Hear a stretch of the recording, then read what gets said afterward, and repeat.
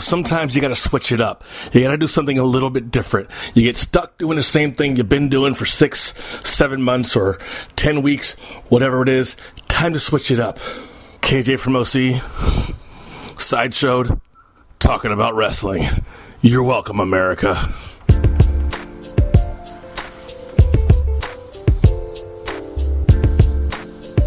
I've been wanting to do this for the longest time. I grew up watching professional wrestling.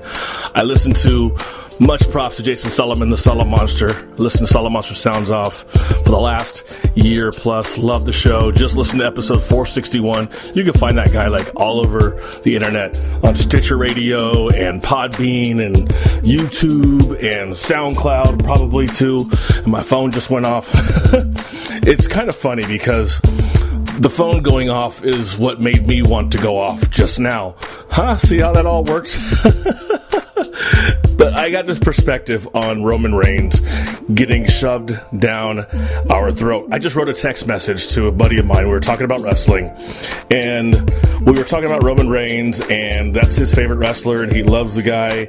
And I'm just like, this guy is all the freaking time with every main event possible. It's just like this guy is always around the main event or the WWE or now Universal Championship. I say he's being shoved down our throats. He says to me, he kind of is not being in the spotlight as much as the main protagonist, not running his mouth as much and just going out to fight, which obviously if you look at his matches against Rusev and his upcoming match at Clash of Champions against Rusev this coming Sunday, yeah, he's looking to fight, and if you look at the SummerSlam one, same kind of thing. They went out to fight and all that kind of stuff, and even the Raw before SummerSlam, they were boxing. They had a really good match, I believe, from what I remember anyway. But I said, think of it like this. The perspective is he's now in the WWE Championship, now Universal Championship picture since Royal Rumble 2015. And if you include 2014, where he threw out 12 or 13 people and beat the record for, most exits or most eliminations in a Royal Rumble. That's kind of setting the precedent for how it's going to be in the future regarding Roman Reigns. And then eventually, the Shield broke up and Roman was back in the Royal Rumble after the Shield broke up. And he was teaming up with Dean Ambrose and all that kind of stuff, just being friends with him instead of with Seth, who joined the Authority. So, Royal Rumble 2015, right before WrestleMania 31, Roman Reigns wins the Royal Rumble. Crowd is booing their asses off. Why are they booing their asses off? Daniel Bryan is missing from the Royal Rumble 2014 and 2015. Or no, 2015 he came back and was thrown out by, I can't remember who the hell threw him out, but he was thrown out and people lost their shit. It was like, damn it, it's not what they wanted. So I remember Royal Rumble 2014, I think he wrestled Bray Wyatt in the cage to no longer become a Wyatt member, or he was no longer a Wyatt member because I think he removed his Wyatt clothing and became Daniel Bryan once again. But anyway, that was 2014. So 2015, Roman wins the Royal Rumble, and now he's in the championship picture, solidified for the WWE Championship in WrestleMania 31. He goes up against Brock. Seth cashes in his Money in the Bank as Brock is beating the shit out of Roman, because that's what Brock does. Brock beats the shit out of people, even recently with Randy Orton, for real with Undertaker. It's just, that's what happens. Brock beats the shit out of people. So Seth cashes in, Seth wins. Roman stays in the championship picture for a while. Seth is the champion. This is 2015. This is just a little more than, almost 2 years ago, basically, about a little more than a year and a half ago. Seth wins, and from there, I think Roman had a rematch, and then we have Payback in May of 2015, all right? May 17th, 2015. The finale, the main event, was Seth Rollins, the champion, against Roman Reigns, Dean Ambrose, and Randy Orton. A fatal four-way match for the WWE Championship. Rollins still in the picture, all right? That sounds legit so far, right? He wins the Royal Rumble, gets another shot. That's kind of how it works. And then For some reason, I forget, I don't remember, because WWE about a year or so ago was really effing boring. I mean, we had the Elimination Chamber Tag Team Championship match, which I thought was absolutely horrid, and even the actual Elimination Chamber match with Ryback and Sheamus and R-Truth and King Barrett and Dolph Ziggler and Mark Henry, that was horrible. And the only reason they had that match was because Daniel Bryan was no longer available because of his concussion and injuries and stuff, and so he had to give that up. So Roman's not on that card. Now it sounds like I'm making this stuff up, like I really have no idea what I'm talking about. But we're going to get back into it. You're going to start seeing Roman showing up in the championship picture again. Kind of out of nowhere. But why is it out of nowhere? Because he is like the backup quarterback. He is the backup, the person who it's like, well, I couldn't get who I really wanted, so let me just make sure I can get someone who's going to do a good job. I mean, he's not a bad wrestler. I did want to compare him to Lex Luger a while back, but he's not a bad wrestler. He's just not really over in terms of his work in the ring. But I remember Battleground 2015. There was a match before that. He battled against Bray Wyatt at Battleground 2015. Why did he battle against Bray Wyatt? Let's read the Wikipedia page for the main card for this specific match. I forgot. He is in Money in the Bank. Stepping over myself. At Money in the Bank, Roman Reigns was pulled off of the ladder by Bray Wyatt, who said, "Not you, Roman, not you." That's right. I forgot about that. So Roman is right there, back in the hunt, Money in the Bank 2015. That was in June. So that's a month after Elimination Chamber. Then at Battleground, he's wrestling Bray Wyatt. Why is he wrestling Bray Wyatt? Because of Bray's interference in Roman not being able to get the Money in the Bank briefcase. So Bray defeated Roman in a 22-minute match. But remember, the background for that match and that feud was because of the WWE Championship and Roman's ability to try to attain it. And then Roman gets a rematch at Hell in a Cell 2015. Roman beats Bray in a Hell in a Cell 2015. That was actually a pretty good match. That was in October. Okay, so Roman's feud with Bray is based on Bray interfering with Roman trying to get the WWE Championship that he had kind of stolen out from under him by Seth Rollins, who's still champion at this time. So far, Roman's current storyline at that time and the previous storyline were about the WWE Championship, which goes back to January that year. So January through to April, or maybe it was late March, whatever it was, WWE Championship storyline. Doesn't win it. But then gets a rematch 2 months later, back in the hunt. Doesn't win it. Seth Rollins retains. Then has another match in the Money in the Bank. Doesn't win. He was close, but Bray says, "No way, Jose." Now Roman's feuding with Bray because Bray interfered. So Roman gets his revenge on Bray. And what happens in the meantime between Hell in a Cell and Survivor Series 2015? Seth Rollins busts up his knee. Oh, damn it. Damn it, damn it, damn it. So now we have a vacant WWE Championship. So there's a tournament. And who's in the tournament? Guess who? Roman freaking Reigns. Once again. And in the tournament finale, which was the main event, which really, for the 9 minutes and 2 seconds it was, should not have been the main event. Brothers of Destruction beat the Wyatt family in 10 minutes and 18 seconds. Charlotte beat Paige by submission in 14-18.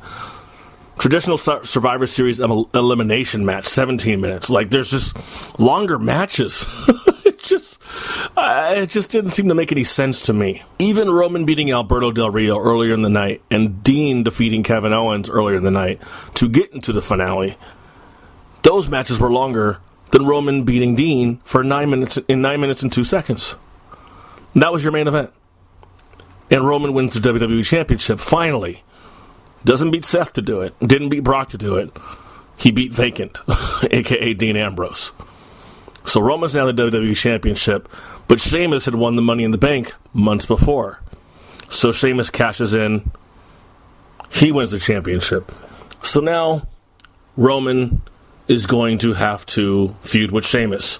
And he does this, and eventually becomes champion on my birthday in 2015 on a Monday Night Raw. Because at the TLC match, or the TLC event pay-per-view, Sheamus defeated Roman Reigns in 23:58. So wait a second. You got two guys who are super over, Roman and Dean, in 2015, and Roman beats him at 9 minutes? Hold on. And then a month later, Roman wrestles Sheamus, and it's a 23, almost 24-minute match. It's 23:58. That's basically 24 minutes. So you give Roman and Sheamus 24 minutes, and you give Roman and Dean 9 minutes? I don't understand. I don't get it. I don't get it at all. I think it's stupid. So Sheamus retains, and then on Raw, my birthday, a couple nights later, whatever, a night later, Roman wins. He hits Vince McMahon, who was on the apron. He beats Sheamus. Big deal. Roman's now champion. Then it becomes the Roman one versus all theme for the Royal Rumble in January, where Roman loses the championship by getting thrown out by Triple H. Now, you would expect the WWE champion to not be celebrated for losing, but he was, in terms of getting the shit booed out of him. They booed the literal shit out of him. He sat there looking all distraught and distressed, the same way he looked after Sheamus beat him after Survivor Series, when Sheamus cashed in.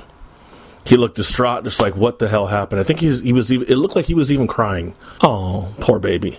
So Triple H throws out Roman Reigns, and then throws out Dean, and then Triple H is the new champion. And then there gets this new Fastlane, which is a pay-per-view that had never existed before. It was the very first one I'd ever seen, or maybe it was actually the second one. So it was the second one. I thought I'd never seen it before, but maybe I just hadn't, but everyone else had. In Fastlane, the main event was Roman versus Dean versus Brock to determine who was going to be the number one contender for the WWE Championship. Why was it those three? Because Roman was the previous champion, deserved a rematch. That's granted. I gave you that. Dean was also the final guy who got eliminated by Triple H, so should he get a shot? I gave you that. But Brock was also thrown out by the Wyatt family, so should he get a shot? Well, he should get a shot at each one of the Wyatt members, but that's just whatever. And, well, should Brock get a shot? Yeah, sure, why not? So, triple threat match. Roman wins. Big surprise. We wanted it to be Dean, but it wasn't. Big surprise. So, Roman still in the WWE Championship conversation. And then we get to Roadblock. And I swear, I thought they were going to swerve the hell out of us when Triple H almost lost to Dean Ambrose for the championship in a 24, almost 25-minute match. It was a solid match. I give that one a lot of credit. That was a really good match. I think I even downloaded it. Thank you, Daily Motion. So we thought we were going to get Roman and Dean at WrestleMania 32, but we didn't. It ended up being Triple H and Roman Reigns, and once again, Roman Reigns becomes champion for the third time by beating Triple H. He even speared Stephanie. And how long was this match, you ask? I'll tell you. 27 minutes and 11 seconds. How the hell do you have 55-year-old Triple H, as my buddy liked to refer to him, after Triple H won the Royal Rumble? How the hell do you have 55-year-old Triple H win the championship for the umpteenth time, and you got Roman beating Dean in 9 minutes and 2 seconds, and you got Roman beating Triple H in 27 minutes and 11 seconds. That makes Dean look so weak. I know Dean had a match earlier in the night, they both did, but it could have gone a little bit longer. I mean, this is for your championship. It almost, I don't know, it could have gone 5 to 6 minutes longer, in my opinion, but that's just my opinion. Honestly, I wouldn't have been complaining if it had gone a little bit longer. So Roman beats Triple H and is the champion once again. And now we get into the real run of the Roman Reigns is always in the fucking picture for the WWE Championship. So now he's the actual champion. So now he ends up at Payback going up against AJ Styles. And a no disqualification, no count-out match. We already know how that happened. Roman retained. Then we have Extreme Rules. And what happens at Extreme Rules?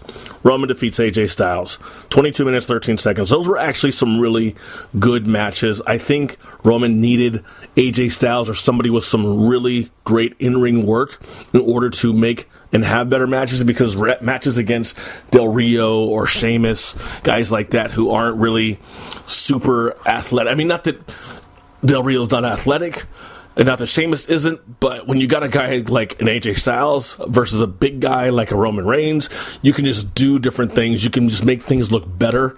Like you can have AJ fall, flying off the top rope, and you can have Roman spear him in the middle before he can land, or you can have Roman hit him with Superman punch or something like that. Like those are things you're not really going to do with Sheamus or with Del Rio too much, because they're not really high flyers. And then Money in the Bank. Dean Ambrose wins Money in the Bank earlier in the night, which is important because at the end of the night, Seth Rollins defeats Roman Reigns for the WWE World Championship, because now Seth is back from his injury. And he beats Roman Reigns to become the two-time WWE Champion. And what happens in just a few seconds after that, Dean Ambrose cashes in, and then he defeats Seth Rollins, and then Dean Ambrose is the World Champion. So now it's like, Roman's no longer champion, but he's still, just remember, he's been in the championship hunt consistently as far as in between I'm even going to include Bray. There was like one or two pay-per-views in, early 2015. He was not in the main event, and it was not, he wrestled Big Show, and he wrestled, I think, somebody else. I forget now. It's been a minute. And so he's wrestling these people, and they weren't really a part of the championship storyline, but eventually it was with the Money in the Bank 2015, etc., and further on down the line, even with the Bray Wyatt story. So we move ahead to Battleground, the rematch from Money in the Bank. Now you have Dean against Roman and against Seth. It's a triple threat match. Seth is the previous champion, and so is Roman from right before that. So it's like, why don't they both get a rematch? And of course, it makes sense. Have it at a pay-per-view a month later. Let's just build up to it so you can promote. Makes sense. Dean retains. That was in July. The brand split had already happened at this point, and now we're moving on to a Raw pay-per-view and a SmackDown pay-per-view. Oh, but wait, there's more. So Roman goes from the WWE Championship picture and conversation, and somehow, someway, works and weasels his punk-ass way into the conversation for the U.S. Championship.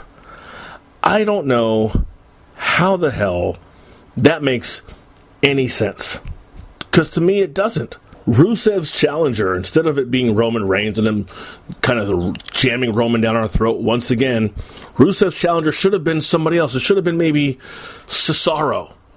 It would be great to see Cesaro with a title around his waist. It would have been great. But we don't have it. Right now we have Cesaro versus Sheamus 75 times, once a week, for the rest of our lives. I don't want to see that shit.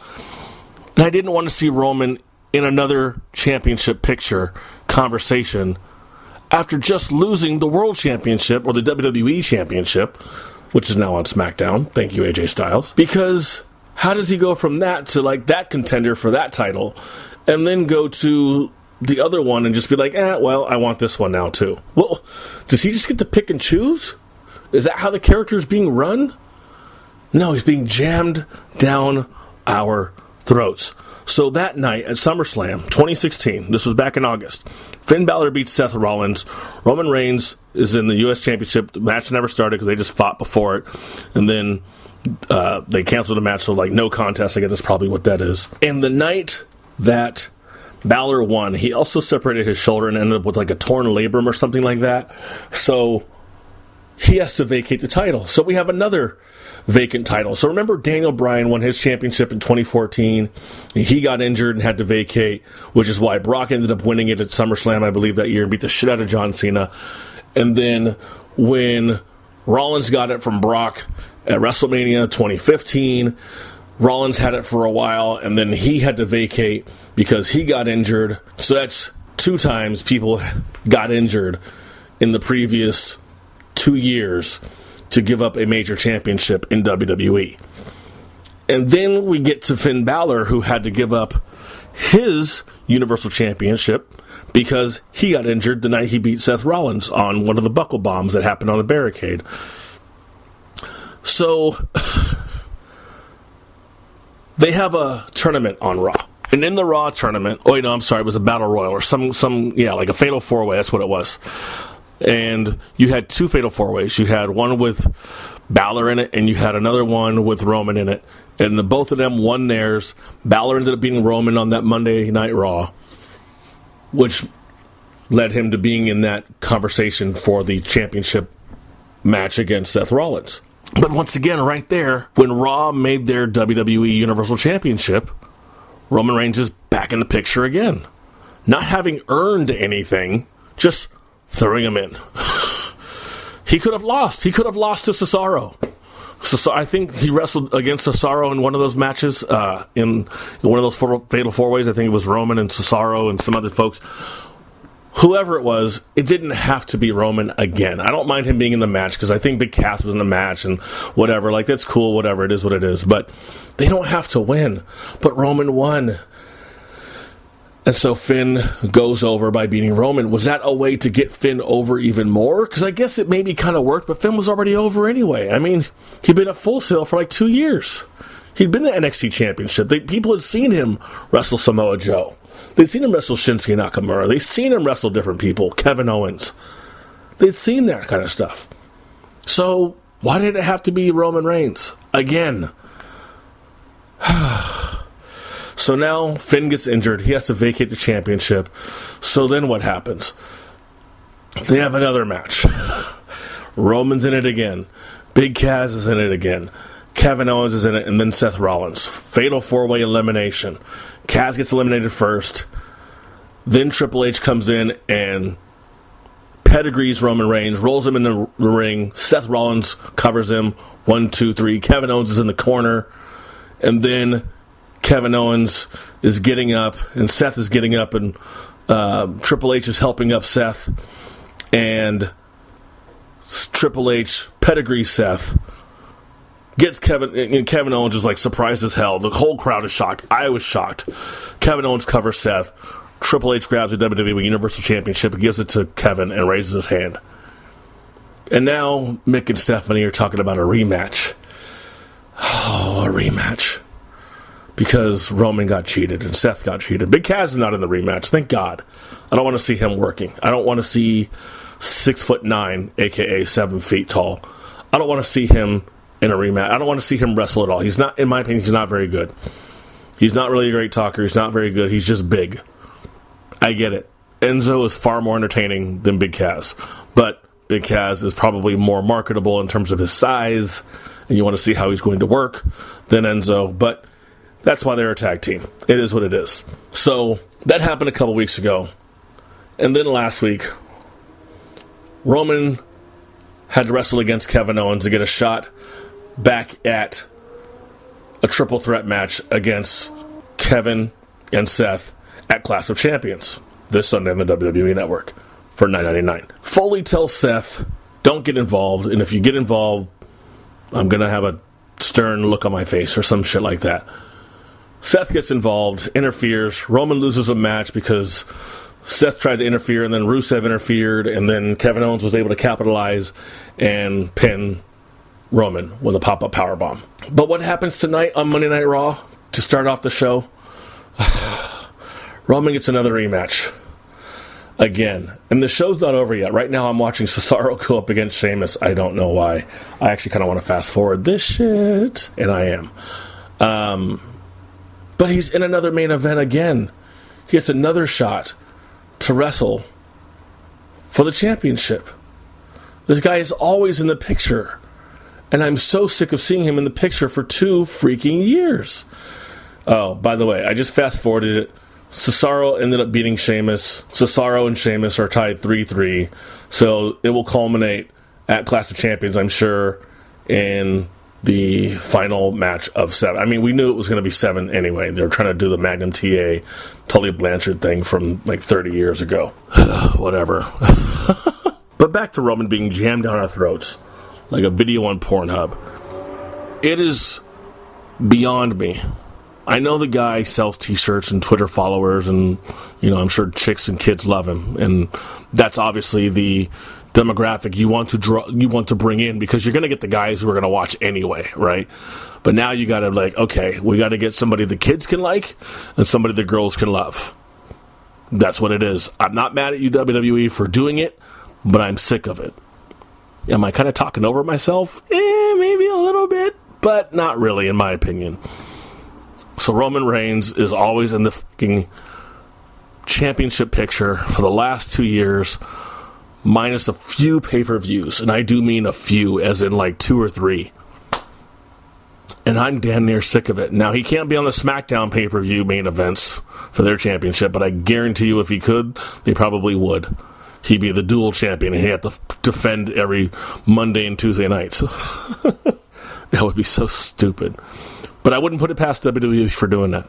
So overall, Roman's getting jammed down our throats. But you know what? I gotta say, we keep watching anyway, even though we don't like what's happening. We'd rather, it be... We obviously we have Kevin Owens be the champion. Seth Rollins is in the picture for the Universal Championship. But I think it should just be those two for now. It shouldn't be Roman challenging for the U.S. Championship. Roman should have been going up against Sheamus or something like that, like mid-card, early card, hell, even the pre-show. I don't know. But Cesaro, I think, I've seen the guy work. The guy's a good worker. He's got a Cesaro section. I don't know if he sells merch and has Twitter followers and YouTube views, but I think you got to give the guy a chance. He's a great worker. Not a great personality, not a great talker. Hell, neither is Roman. But if you jam somebody down their throats enough, they're going to like it. So overall, I think WWE kind of needs to give it up with this whole Roman Reigns thing. Let somebody else be a damn champion for once in their life, instead of always having it be Roman Reigns. I'm KJ from OC. This is my Sideshowde, the WWE version. Thank you, and good night. I gotta do an update real quick. So, last night was Clash of Champions, and Roman Reigns was in the match against Rusev for the U.S. Championship. Lana was in Rusev's corner, as always. Lana interfered in the match and pulled the referee out while he was counting, while Roman had covered Rusev. The referee kicks Lana away from ringside. In the next couple minutes, Roman ends up spearing Rusev and winning the U.S. Championship. And once again, like I said, he's always in the fucking conversation regarding some kind of championship. It's just so damn often.